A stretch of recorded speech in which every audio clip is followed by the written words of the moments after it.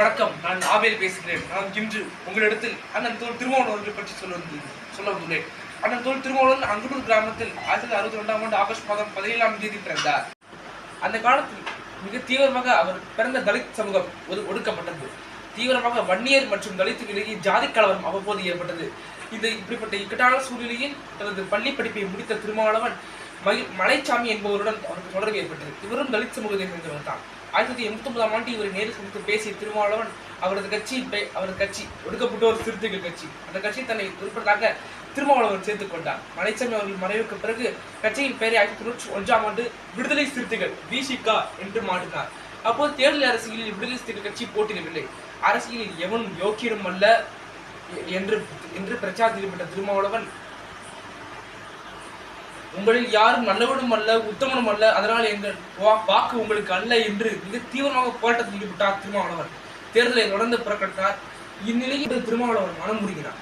தேர்தல் அரசியலை புறக்கணித்தால் லாபம் எதுவும் இல்லை என்று உணர்ந்த திருமாவளவன் 1999ஆம் ஆண்டு வந்தது. அந்த தேர்தலில் போட்டியில் முடிவெடுத்தார். தமிழ் மாநில காங்கிரஸ் கட்சி தலைவர் திரு மூப்பனார் அவர்கள் சந்தித்து பேசினார். கூட்டணி உருவானது. அப்போது அவர்களுக்கு பிரத்யேக சின்னமின்றி எதுவும் இல்லை. சின்னத்தை கேட்பார் திருமாவளவன் என்று எதிர்பார்க்கப்பட்ட நிலையில் வினோதமான முடிவு ஒன்றை திருமாவளவன் எடுத்தார்.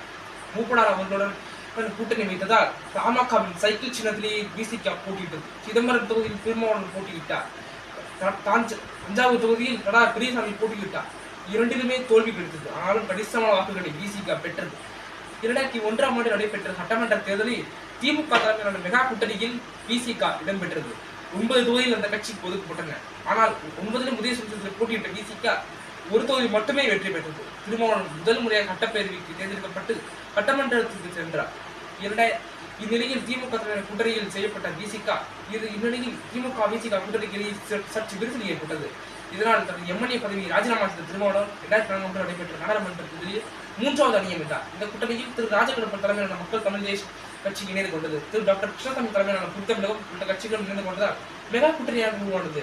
தேர்தலில் மீண்டும் சிதம்பரம் தொகுதியில் போட்டியிட்ட திருமாவளவன் கணிசமான வாக்குகளை பெற்று 2ஆம் இடம் பெற்றார் என்பது குறிப்பிடத்தக்கது. தேர்தலில் தோற்ற திருமாவளவன் இருந்தாலும் மனம் தளராமல் போராட்டம் நடத்தினார்.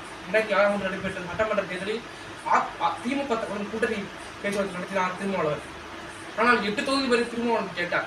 ஆனால் இதை திமுக தர மறுத்தது. ஆனால் 9 தொகுதிகளை ஒதுக்கி அதிமுக தங்கள் கூட்டணி வைத்துக் கொண்டது.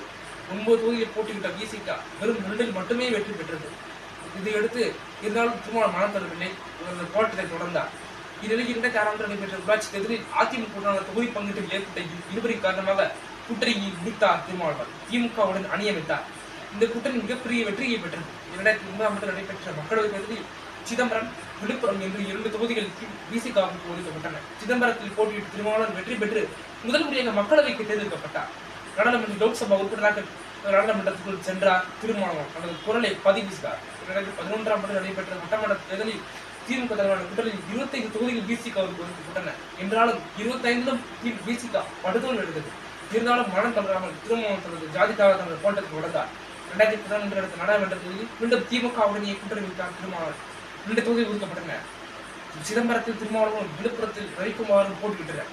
இருவரும் மிக கணிசமான வாக்குகளை பிரித்து தோல்வியடைந்தனர்.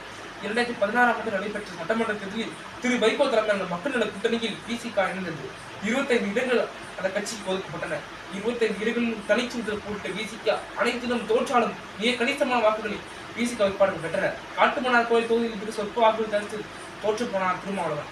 2019ஆம் ஆண்டு நடைபெற்ற நாடாளுமன்ற பொதுத் தேர்தலில் திமுக கூட்டணி அழைப்பை ஏற்று அவருடன் பேசினார் திருமாவளவன். 2 தொகுதியில் இந்த கட்சிக்கு ஒதுக்கப்பட்டனர். சிதம்பரத்தில் திருமாவளவனும், விழுப்புரத்தில் ரவிக்குமாரும் போட்டியிட்டு 2 பேருமே வெற்றி பெற்று நாடாளுமன்ற லோக்சபாவுக்கு தேர்ந்தெடுக்கப்பட்டனர்.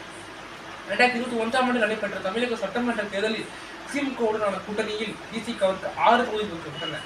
6 தொகுதியில் போட்டியிட்ட விசிக 4இல் வெற்றி பெற்று வரலாற்று சாதனை பெற்றது. இந்நிலையில் மாநில கட்சி அந்தஸ்தையும் பெற்ற விசிக தனிச்சின்னத்துக்கான உரிமையை பெற்றது. 2024ஆம் ஆண்டு நடைபெற்ற பொதுத் தேர்தலில் விடுதலை சிறுத்தைகள் கட்சிக்கு 2 தொகுதிகள் ஒதுக்கப்பட்டன. சிதம்பரத்தில் மீண்டும் திருமாவளவன் போட்டியிட்டு கணிசமான வாக்குகள் வித்தியாசத்தில் வெற்றி பெற்றார். விழுப்புரத்தில் திரு ரவிக்குமாரும் போட்டியிட்டு அதிகமான வாக்குகள் வெற்றி பெற்று தற்போது மாநில கட்சி அந்தஸ்தை விசிக பெற்றுள்ளது. நன்றி.